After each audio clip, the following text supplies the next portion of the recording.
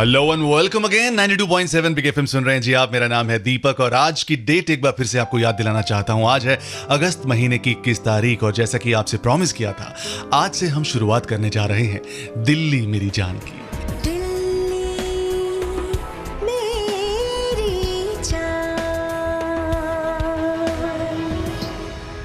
दिल्ली 1.25 करोड़ से भी ज्यादा लोगों की जान है ये दिल्ली। हम दिल वालों की दिल्ली, और अब तो इसे नाम भी मिल चुका है, दिलदार दिल्ली। दिल्ली ने हम सबको कुछ ना कुछ दिया जरूर है।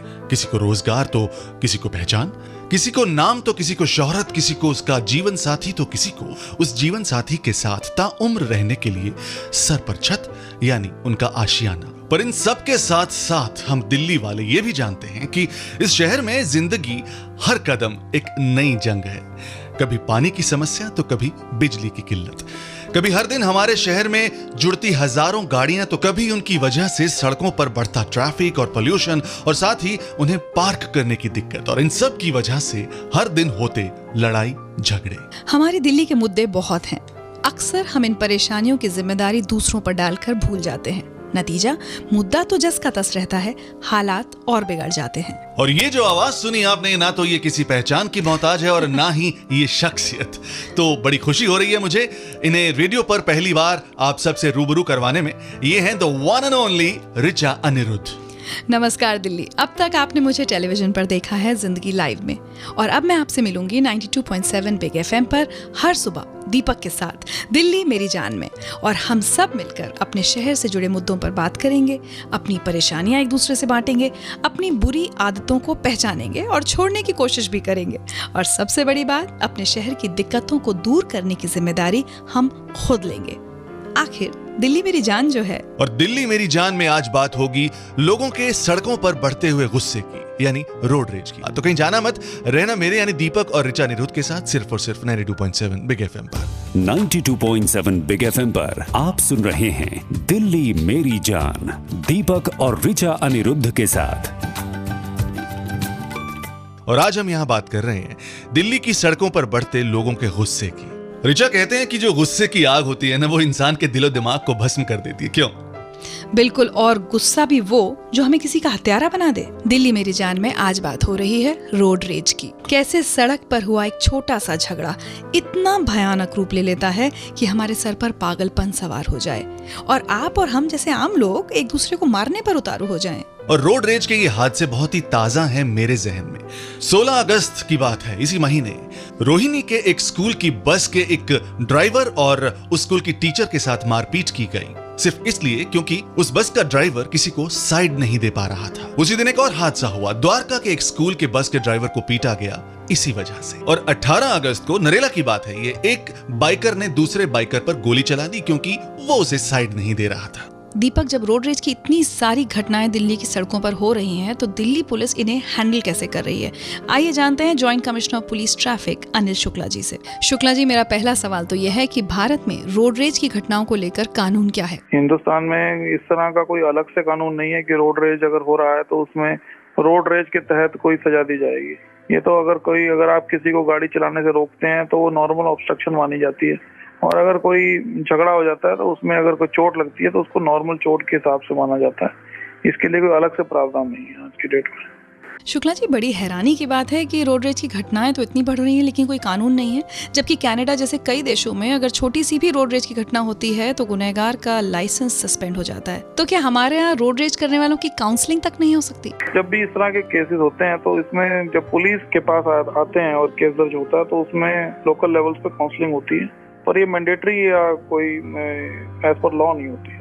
और इस तरह का अभी तो नहीं है, बट हम ये चाहेंगे कि इस तरह की काउंसलिंग, इस तरह की जो प्रावधान है वो अगर कोई कानून बनता है तो उसमें शामिल किए जाएं। उम्मीद तो हम भी यही करते हैं। बहरहाल शुक्ला जी बने रहेंगे हमारे साथ और हम आपको मिलवाएंगे रोड रेज के एक विक्टिम से जो अपना नाम तो हमें नहीं बताना चाहते लेकिन अपनी आप बीती हमसे जरूर बांटेंगे। रहिएगा दिल्ली मेरी जान में दीपक और ऋचा अनिरुद्ध के साथ, only on 92.7 big FM. Good morning.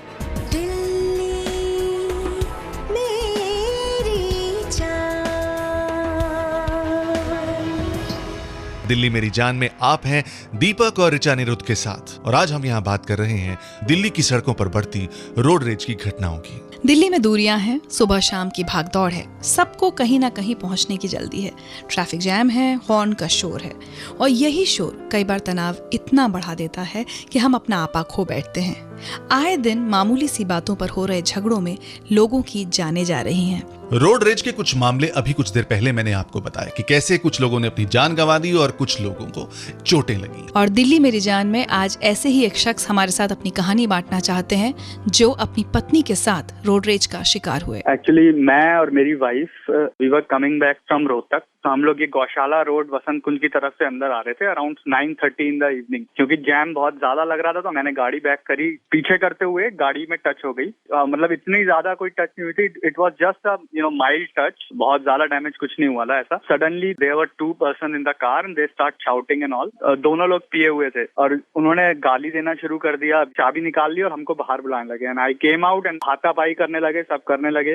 गाड़ी का शीशा फोड़ने के लिए उन्होंने पत्थर भी उठा लिया एंड ऑल। इतने एग्रेसिव थे, दे डिडंट इवन मतलब स्पेयर हर। उन्होंने उसको भी मतलब धक्का मुक्की करी और सर पे चोट आई मेरे वाइफ की, धक्का दिया तो उसके दीवार पे सर लगा and she got hurt. And then we my wife called the PCR. उस टाइम पे तो पीसीआर को कॉल किया तो पीसीआर वालों ने हमें वहां पे बोला कि हम आते हैं आपके पास, बट तब तक जैम लग गया था। वहां पे लोग थे, उन्होंने बोला कि आप लोग निकल लो यहाँ से, बिकॉज ये लोग इस समय पिए हुए हैं और ऐसे हैं वैसे हैं, कुछ पता नहीं क्या करें।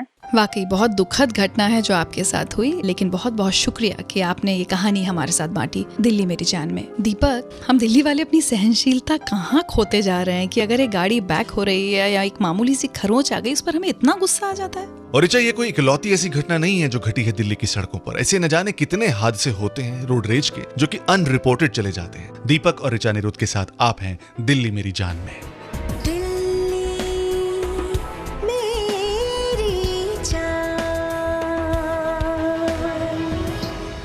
दीपक है मेरा नाम, मेरे साथ है ऋचा अनिरुद्ध और आज बड़ी जबरदस्त शुरुआत हुई दिल्ली मेरी जान की। और आप ही लोगों ने ये सजेस्ट किया कि आज हम यहाँ पर मुद्दा उठाएं रोड रेज का। और दीपक, दिल्ली मेरी जान की खास बात हमेशा ये रहेगी कि मुद्दा चाहे कोई भी हो, हम उसमें अपनी जिम्मेदारी ढूंढेंगे कि कैसे हम सब मिलकर उस परेशानी का हल ढूंढ सकते हैं। तो रोड रेज का क्या हल हो सकता है, आइए जानते हैं दिल्ली ट्रैफिक पुलिस के ज्वाइंट कमिश्नर अनिल शुक्ला जी से। मेरा अनुरोध है आपके माध्यम से कि सड़क पे थोड़ा जल्दी निकलें, अपने काम में जाने के लिए 5 मिनट पहले चलें तो आपका ब्लड प्रेशर भी कायम रहेगा और आप तो शांति से गाड़ी चला पाएंगे। और जैसे आप जल्दी में हैं, शायद दूसरा भी जल्दी में हो, इसलिए थोड़ा सा अगर सब्र रखेंगे और शांति रखेंगे तो आपको रोड रेज जैसी प्रॉब्लम का सामना नहीं करना पड़ेगा। और कोई अगर आपके साथ इस तरह की बात करता है तब भी अपना संयम रखें, क्योंकि ये बात बढ़ सकती है और बढ़ने के बाद ये एक कानूनी पेच में आप सब लोग फंस सकते हैं।